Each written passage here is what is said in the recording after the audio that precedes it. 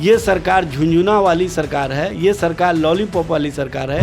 ये बजट पूरी तरह से आम जनता के हितों के खिलाफ, किसानों के हितों के खिलाफ, महिलाओं के हितों के खिलाफ। इस बजट में 3,16,000 करोड़ रुपए के कार्य योजना की बात तो की गई है, लेकिन राजस्व आएंगे कहाँ से, इस पर कोई बातें नहीं की गई। अशोक चौधरी जी इतने समझदार हैं कि वो दूसरे दल में रहते हुए तीसरे दल में भी अपनी संभावनाएं तलाशते हैं और अपने परिवार को कैसे एडजस्ट करना है, इस राजनीतिक गोटी में माहिर खिलाड़ी हैं। इसलिए इनको जो महारत हासिल है उसी में ही माहिर हैं। ये बोल रहे हैं कि आरजेडी है जो 15 सीट पे ही सिमट कर रह जाएगा, ये ऐसा बजट है।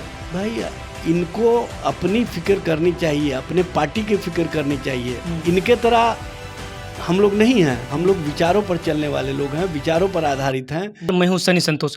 दोस्तों 3 मार्च को बिहार में बजट पेश हुआ है। बजट पेश को लेकर हम आज आए हुए हैं राजद कार्यालय में, और राजद कार्यालय में हमारे बीच हैं एजाज अहमद जी हैं जो आरजेडी के प्रदेश प्रवक्ता हैं। सर नमस्कार। सर नमस्कार।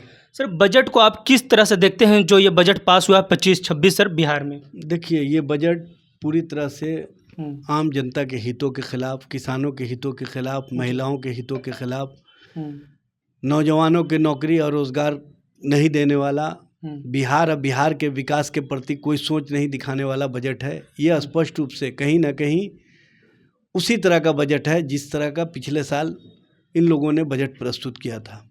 इस बजट में 3,16,000 करोड़ रुपए के कार्य योजना की बात तो की गई है, लेकिन राजस्व आएंगे कहाँ से, इस पर कोई बातें नहीं की गई है।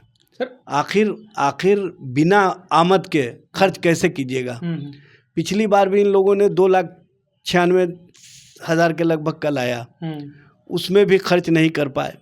ये मुलम्मा चढ़ा करके प्रस्तुतिकरण तो बहुत बेहतर ढंग से करते हैं, लेकिन उसको इम्प्लीमेंट नहीं कर पाते हैं। इम्प्लीमेंट नहीं करने का कारण यह है कि इनके पास खर्च करने के लिए पैसे ही नहीं होते, और जो पैसे होते हैं उसको भी ये खर्च नहीं कर पाते हैं।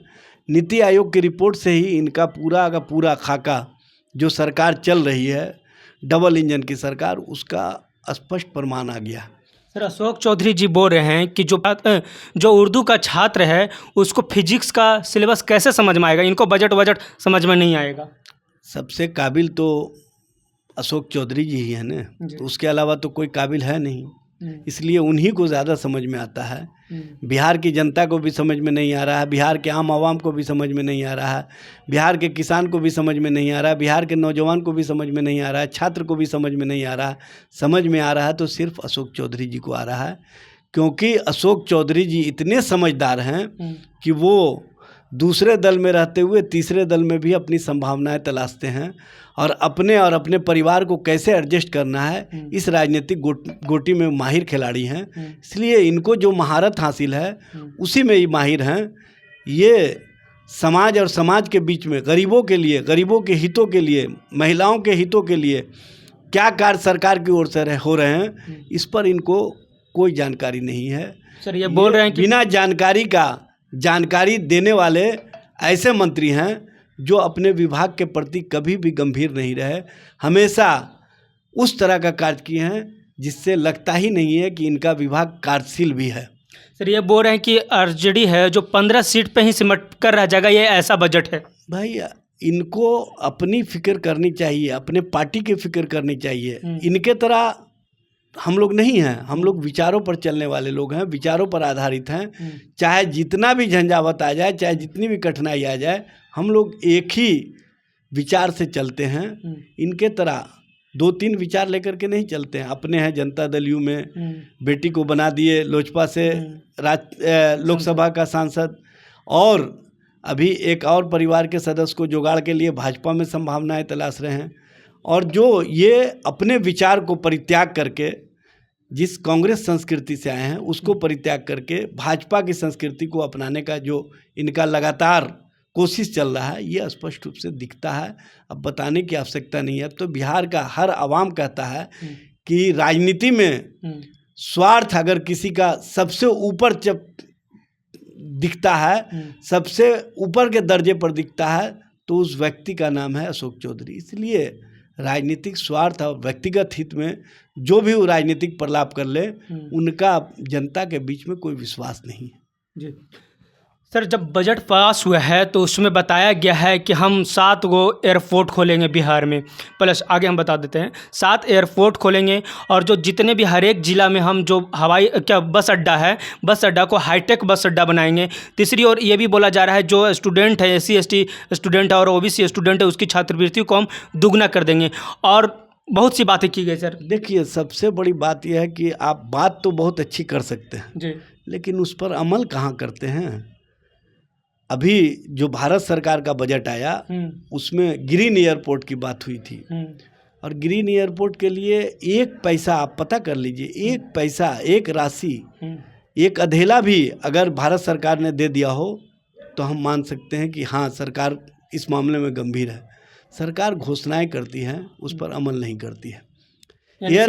एयरपोर्ट पूर्णिया का आज से 3 साल पहले ने वहाँ पर हवाई जहाज़ उड़ा दिए थे गृह मंत्री अमित शाह जी हैं, और उसी के ये साथी ने हैं जो बिहार के डिप्टी CM बने हुए हैं, तो ये उससे आगे नहीं जाएंगे, क्योंकि गुरु से आगे हमेशा गुरु के नीचे वाले रहना चाहते हैं। चेला को जाना चाहिए, हम ये बात नहीं बोलेंगे, गुरु से नीचे वाले जाना चाहते हैं। तो अब ये कितना नीचे से ऊपर जाना चाहेंगे ये समय बताएगा, लेकिन बिहार की जनता कहीं ना कहीं इन लोगों के जुमलेबाजी और छलावे को जान चुकी है। छलावे की राजनीति अधिक दिनों तक नहीं चलती है, ये स्पष्ट प्रमाण के साथ सामने आ जाएगा। किसानों के लिए भी इन्होंने बोला है कि हम भाई सभी चीज़ों के लिए इन्होंने घोषणाएं किया है, अमल कैसे करेंगे, उसके लिए राशि कैसे आवंटित करेंगे, उसके लिए राशि कितना दिए हैं ये क्यों नहीं बताए। जी भाई, बिना राशि के कोई चीज़ होता है क्या। आप बढ़िया बस अड्डा बनाइएगा तो उसके लिए पैसे खर्च होंगे कि नहीं होंगे। तो कितना तो बताया गया है, कितना राशि विमुक्त किया है, 3,17,895 करोड़। भाई इससे क्या होगा, इससे क्या होगा। सबसे बड़ी बात यह है कि सरकार के लोग जुमलाबाजी करते हैं, उसके अलावा कुछ नहीं कर रहे हैं। आपके जो विधायक जी हैं वो बोल रहे हैं कि ये बजट नहीं, ये झुनझुना लेके विधानसभा में बोल रहे हैं, झुनझुना बता रहे हैं। जो भी सच झुनझुना मिला है भाई, जो भी सच और सच्चाई है वो तो जनता के जो प्रतिनिधि हैं वो तो दिखाने का काम करेंगे। जनता का जो आवाज़ आता है उसी को प्रतिनिधि कहीं ना कहीं विधानसभा के बाहर भी और विधानसभा के अंदर भी रखने का काम करते हैं। और जनता की ओर से आवाज़ आ रही है कि इस सरकार से मुक्ति लेना है। ये सरकार झुंझुना वाली सरकार है, ये सरकार लॉलीपॉप वाली सरकार है, ये सरकार धोखा और जुमलाबाजी करने वाली सरकार है। इस सरकार से मुक्ति लेंगे तभी हम बेहतर सोच के साथ बिहार और बिहार की राजनीति को आयाम देने वाले तेजस्वी प्रसाद यादव को स्थापित कर सकते हैं। दोस्तों, तो आपने सुना वीडियो के माध्यम से कि किस प्रकार से एजाज अहमद जी ने बजट पर अपनी बातों को रखा। आप कमेंट बॉक्स में अपनी बातों को ज़रूर रखें। आप देख रहे हैं लाइव लॉन्ग न्यूज, मैं हूं सनी संतोष। जय हिंद, जय भारत।